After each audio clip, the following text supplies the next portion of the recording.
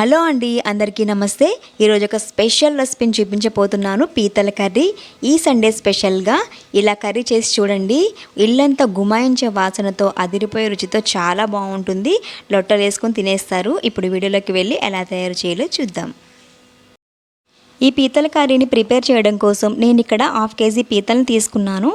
దీన్ని వాటర్తో పసుపు ఉప్పు వేసి బాగా క్లీన్ చేసుకొని పెట్టుకోవాలి. కావాలని అనుకుంటే ఈ పీతలకున్న రెక్కలను కూడా మనం సపరేట్ చేసుకోవచ్చు. నేను ఇలాగే ఉంచేసాను. చూడడానికి కర్రీ కూడా చాలా బాగుంటుంది.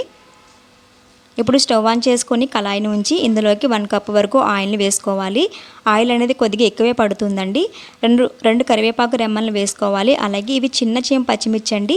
చూడ్డానికి చిన్నగా ఉన్నా కూడా కారం అనేది చాలా ఘాటుగా ఉంటుంది. ఇలాంటి కర్రీకి ఇలాంటి పచ్చిమిర్చి వేస్తే కర్రీ బాగుంటుంది. అలాగే 2 ఉల్లిపాయలని ఇలా చిన్న ముక్కలుగా కట్ చేసి వేసుకుంటున్నాను. కావాలనుకుంటే మీరు పేస్ట్గా కూడా చేసుకొని వేసుకోవచ్చు. ఈ ఉల్లిపాయలు అనేవి బాగా మెత్తబడిన తర్వాత 2 టేబుల్ స్పూన్ల వరకు అల్లం వెల్లుల్లి పేస్ట్ని వేసుకోవాలి. ఈ అల్లం వెల్లుల్లి పేస్ట్ పచ్చివాసన పోయేంత వరకు బాగా ఫ్రై చేసుకోవాలి. ఇలా బాగా ఫ్రై చేసుకున్నాక ఇందులోకి 1/2 టీ స్పూన్ వరకు పసుపుని వేసుకొని 1 నిమిషం పాటు ఇలా కలిపేసుకోవాలి. పసుపు అంతా బాగా కలిసిన తర్వాత 2 టమాటాలను ఇలా చిన్న ముక్కలుగా కట్ చేసుకొని వేసుకోండి. టమాటా ముక్కలు అనేవి బాగా మగ్గి మెత్తబడిన తర్వాత ఇప్పుడు మనం ప్రిపేర్ చేసి పెట్టుకున్న పీతలన్నింటినీ కూడా వేసేసుకోవాలి. పీతలన్నింటినీ కూడా ఒకసారి గరిటెతో ఇలా బాగా కలిపేసుకొని ఇప్పుడు రుచికి తగ్గట్టుగా ఉప్పుని వేసుకోవాలి. ఇక్కడ నేను కారాన్ని 2.5 టేబుల్ స్పూన్ వరకు వేస్తున్నాను. ఎందుకంటే నేను సీమ పచ్చిమిర్చిని వేసాను కాబట్టి దాంట్లో కారం అనేది చాలా ఎక్కువగా ఉంటుంది. మీరు వేసేటప్పుడు 4 స్పూన్ల వరకు కారాన్ని యాడ్ చేసుకోండి.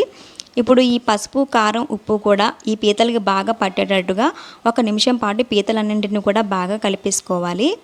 దీనిని ఇలాగే మీడియం మంటలో ఉంచుకొని ఇప్పుడు ఒక గిన్నెను తీసుకొని ఇందులోకి 1 నిమ్మకాయ సైజంతా చింతపండుని తీసుకోవాలి. దీంట్లోకి 1 గ్లాసు వాటర్ని వేసి నానబెట్టుకుని పక్కన పెట్టేసుకోండి. ఇప్పుడు కర్రీ అనేది ఇలా బాగా ఎగిరి ఆయిల్ కొద్దిగా పైకి వచ్చిన తర్వాత చింతపండు అనేది పిసికేసుకొని రసాన్ని తీసి మనం కర్రీలో వేసేసుకోవాలి.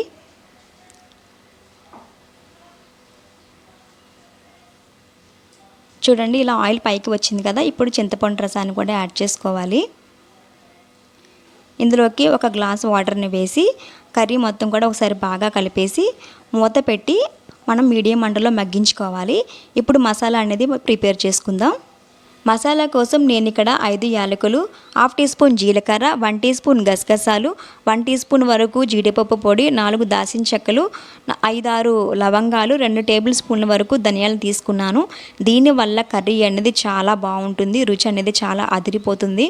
సో దీన్ని కొద్దిగా వాటర్ వేసి మెత్తగా పేస్ట్లా చేసుకోవాలి. ఇప్పుడు కర్రీ అనేది చూద్దాము. ఇలా మగ్గి ఆయిల్ పైకి తేలిన తర్వాత ఇప్పుడు ప్రిపేర్ చేసి పెట్టుకున్న మసాలా పేస్ట్ని కూడా వేసేసుకోవాలి.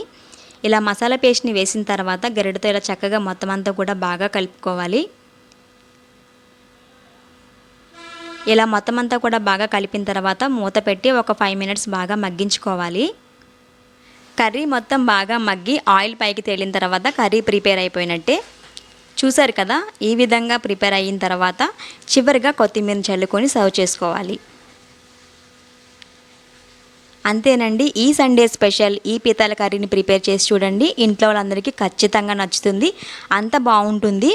మీరు కూడా తప్పకుండా ట్రై చేసి మీరు తయారు చేసిన రెసిపీ ఎలా వచ్చిందనేది కామెంట్ సెక్షన్లో పోస్ట్ చేయండి. నా రెసిపీ కనుక మీకు నచ్చినట్లయితే తప్పకుండా షేర్ చేసి లైక్ చేసి సపోర్ట్ చేయండి. అలాగే కొత్తగా ఎవరైతే నా ఛానల్ని చూస్తున్నారో సబ్స్క్రైబ్ చేసుకొని బెల్ ఐకాన్ని క్లిక్ చేసుకోండి. నేను చేసిన ప్రతి వీడియో మీకు నోటిఫికేషన్గా వస్తుంది. Thanks for watching.